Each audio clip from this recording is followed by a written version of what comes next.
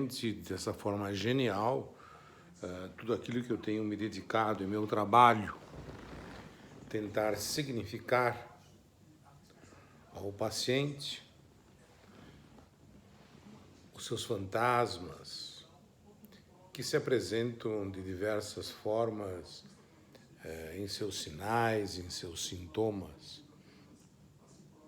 Tudo isso, conforme você perguntou, teve início quando eu optei por fazer medicina. Era jovem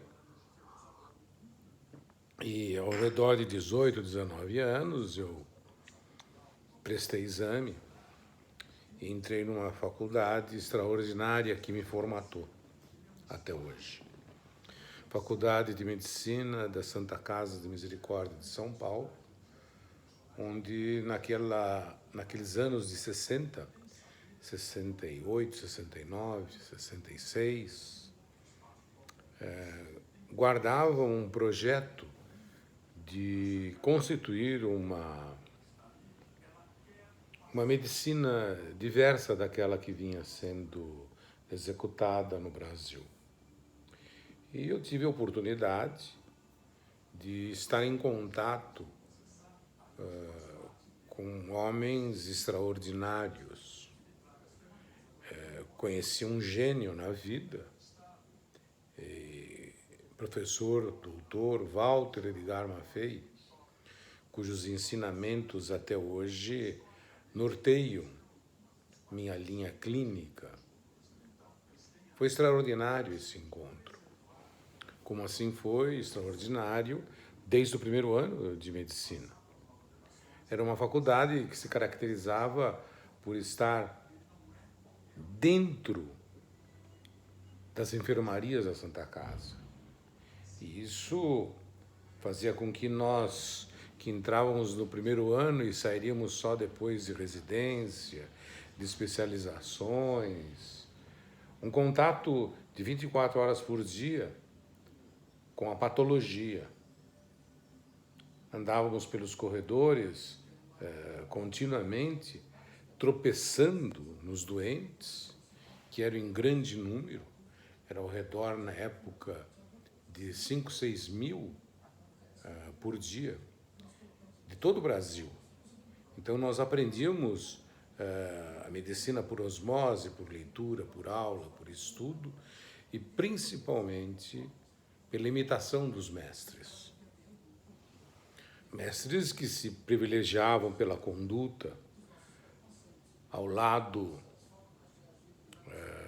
do leito do doente nas enfermarias, onde com dedicação, ciência, ética, respeito, produziam cura concomitante a um modelo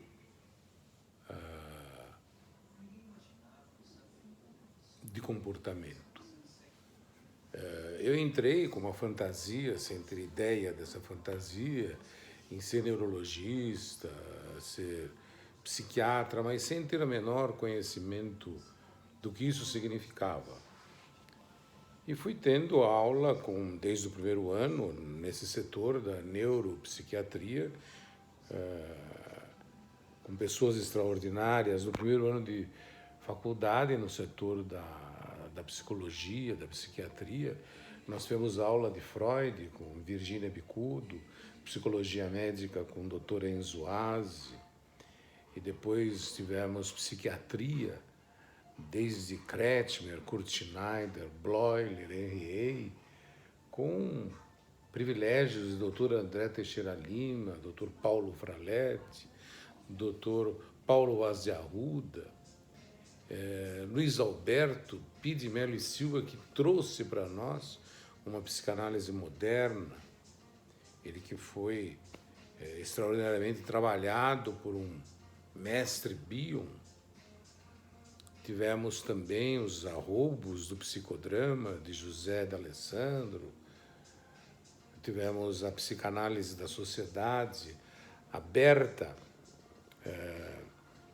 pela Madre Cristina Sodré-Doria, César Otalagano, Wilhelm Kienzler, Sócrates Nasser, Madre Cristina, Foi anos de profundo mergulho.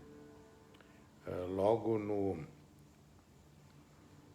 terceiro ano do quarto, quinto e sexto, todas as quartas-feiras pela manhã, nós tomávamos o trem e íamos até o manicômio judiciário, onde eram discutidas as questões clínico-jurídicas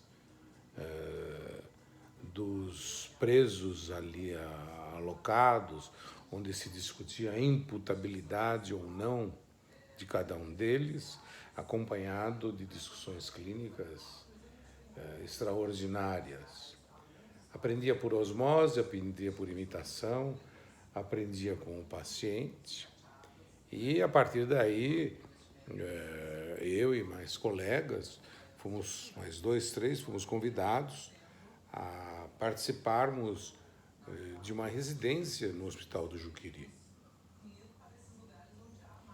que foi uma experiência extraordinária pela qualidade das discussões com os professores, orquestrados pelo Dr. Paulo Fraletti e outros, e a vivência, o contínuo. E, paralelo a isso, desenvolvendo um trabalho de aprofundamento com aqueles professores que eu citei, Kensel, Talagano, Blay, Sócrates, Nasser, de uma releitura das questões freudianas. Nós, apesar de jovens, tínhamos uma alma já bastante envelhecida, sem ter conhecimento disso, óbvio. O que promovia muitas angústias, muitas reflexões sobre os nossos caminhos.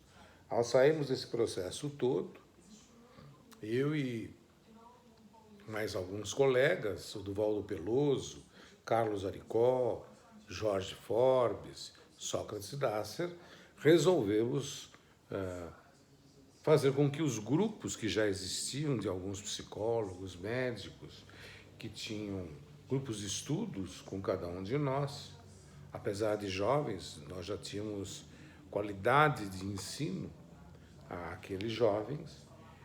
E por que nós não faríamos com que os grupos passassem por todos nós?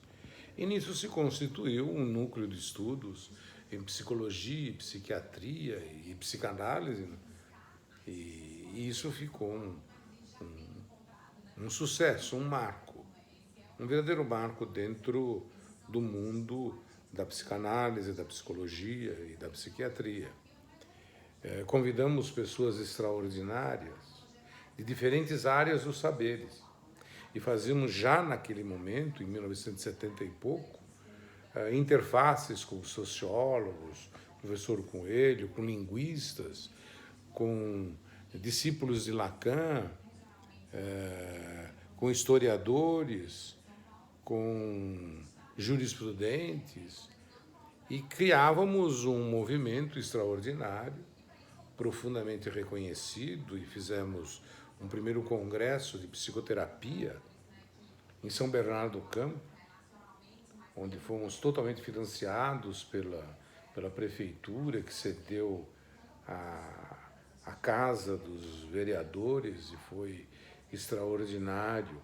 Convidamos os grandes do Rio de Janeiro, os psiquiatras, psicanalistas, de Minas Gerais, de São Paulo, e o público jovem, o público não jovem, arrebatava.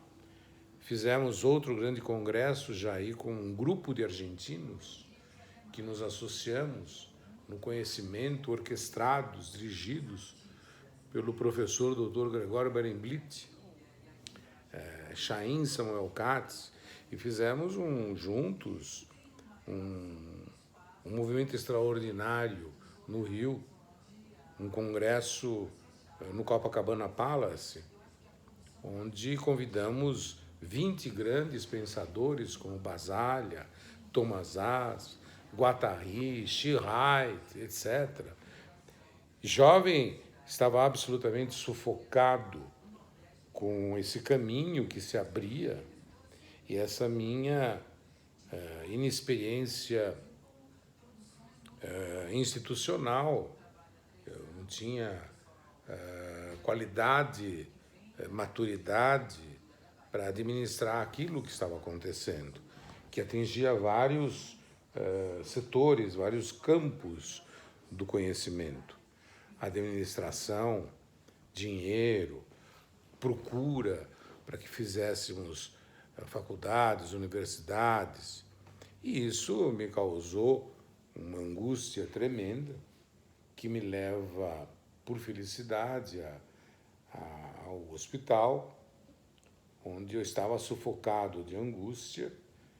E lá eu tive um tempo de reflexão, alguns dias, e quando eu saí, onde não havia nenhuma patologia orgânica acontecido, mas havia uma patologia de um caminho que eu não queria seguir.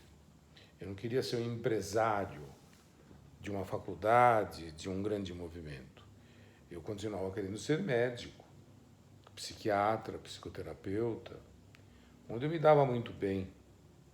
Eu queria continuar atendendo meus pacientes, estudando, escrevendo, e sair do NEP. Isso abriu um outro caminho que me leva a mergulhar em outras áreas do saber e do tipo, mergulhei mais profundamente na obra de Wilhelm Reich e seus discípulos, como Alexander Lowen, David Boadella, que foi extraordinário. Ao mesmo tempo, eu fiz uma coisa inusitada, né? Para a época. Eu fui dançar. E a minha esposa, que era uma bailarina maravilhosa, na escola do Evaldo Bertazzo, forçou que eu fosse. Eu, com muita vergonha, muito medo, fui. E lá permaneci por 20 anos, o que me deu uma qualidade de reconhecimento do meu corpo maravilhoso. Eu lembro que eu jogava futebol num time de várzea e havia nesse time bons jogadores. E um deles, um belga, que era um craque, dizia assim: Brigante, onde você está treinando? Puta que pariu, ele falava. Eu dizia: eu não estou treinando, eu estou fazendo escola de balé, estou dançando. E ele me olhava e ele via que havia uma evolução extraordinária no meu comportamento como jogador de futebol. Até um dia que eu fiz um gol de muita distância e meu corpo foi junto, né? Fiquei no alto, a bola foi, bateu na trave, entrou. Ele correu até mim e falou: puta que pariu, me dá o seu endereço da tua escola do balé. E ele foi para lá e permaneceu durante muitas décadas lá, com esse extraordinário conhecedor do corpo, da biomecânica, da biodinâmica, da coreografia, Evaldo Bertazzo, onde fez uma escola extraordinária. A partir daí eu tive uma oportunidade não prevista e me dirigi para fora do país. Mas isso é para uma segunda entrevista. Vamos tomar um café.